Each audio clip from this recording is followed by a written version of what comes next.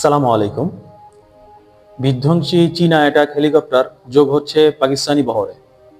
পাকিস্তান সেনাবাহিনীতে নতুন করে যুক্ত হলো চীনের তৈরি অত্যাধুনিক Z-10 MI অ্যাটাক হেলিকপ্টার। আধুনিক রাডার প্রযুক্তি, শক্তিশালী ক্ষেপণাস্ত্র, বহন ক্ষমতা এবং ভার্টিক্যাল টেক অফ সুবিধা সহ এই হেলিকপ্টার ইতিমধ্যেই গোটা অঞ্চলের সামরিক বিশ্লেষকদের নজর কেড়েছে। এই সংযোজন কেবল পাকিস্তানের প্রতিরক্ষা সক্ষমতাই বাড়াবে না, বরং ভারত পাকিস্তান সামরিক ভারসাম্যেও নতুন মাত্রা যোগ করতে পারে।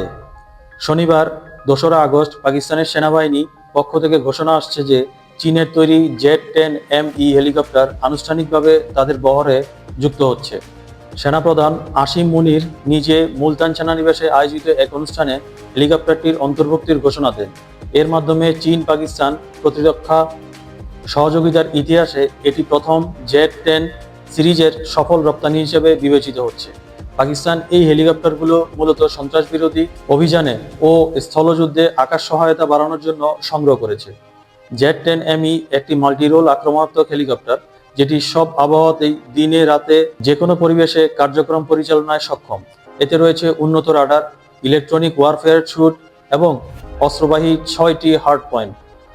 হেলিকপ্টারটি রকেট, এন্টি ট্যাঙ্ক মিসাইল এবং আকাশ থেকে আকাশ মিসাইল বহনে সক্ষম। পাইলটদের সুরক্ষায় এতে ব্যবহৃত হয়েছে টাইটেনিয়াম ও সিরামিক কম্পোজিট বর্ম। তাপ চিহ্ন কমানোর জন্য সাপ্রেশন প্রযুক্তি যুক্ত করা হয়েছে, যাতে শত্রুপক্ষ সহজে শনাক্ত করতে না পারে।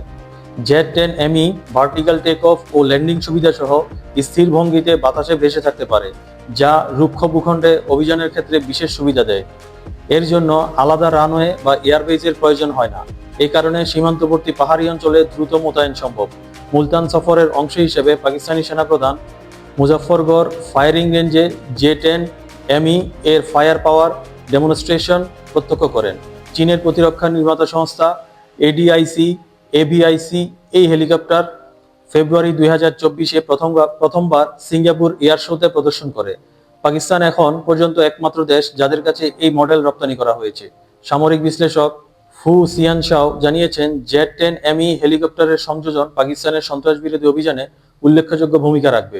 তিনি বলেন, এই হেলিকপ্টার হালকা ওজনের হলেও মারাত্মক আঘাত হানতে সক্ষম এবং পুরনো কোবরা ও MI-05, MI-35 হেলিকপ্টার থেকে অনেক বেশি আধুনিক। চীনা বিশ্লেষক ঝাং শুয়েংফেং জানিয়েছেন, এই সংস্করণের নতুন ওয়ার্নিং সেন্সর ও জ্যামিং সিস্টেম রয়েছে, যা যুদ্ধক্ষেত্রে টিকে থাকার সম্ভাবনা ও নির্ভরযোগ্যতা বাড়িয়ে দিয়েছে।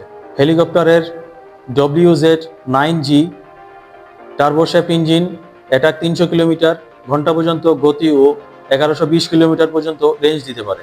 পাকিস্তানের সামরিক উৎস থেকে জানা যাচ্ছে, প্রায় 40টি Z-10 ME হেলিকপ্টার সংগ্রহ করা হয়েছে এবং এগুলো মার্চে পাকিস্তান প্রজাতন্ত্র দিবসের কুচকাওয়াজে আনুষ্ঠানিকভাবে প্রদর্শিত হতে পারে।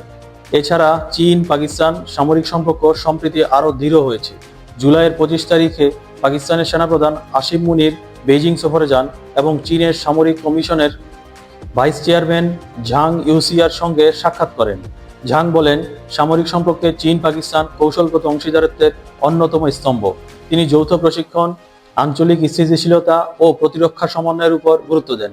উল্লেখ্য, ভারত ও প্রতিযোগিতামূলক সামরিক উত্তেজনার মধ্যে রয়েছে। জুলাইয়ের শেষে ভারতীয় সেনাবাহিনী 3টি নতুন AH-64E অ্যাপাচি গার্ডিয়ান হেলিকপ্টার যুক্ত করেছে, যা সীমান্তে মোতায়েনের জন্য প্রস্তুত করা হচ্ছে। এই পরিস্থিতিতে পাকিস্তানের নতুন হেলিকপ্টার সংযোজন দক্ষিণ এশিয়ার আকাশযুদ্ধের কৌশলে নতুন মোড় আনতে পারে। এসব তথ্যসূত্র জানিয়েছে সাউথ চায়না মর্নিং পোস্ট এবং দ্য ডন।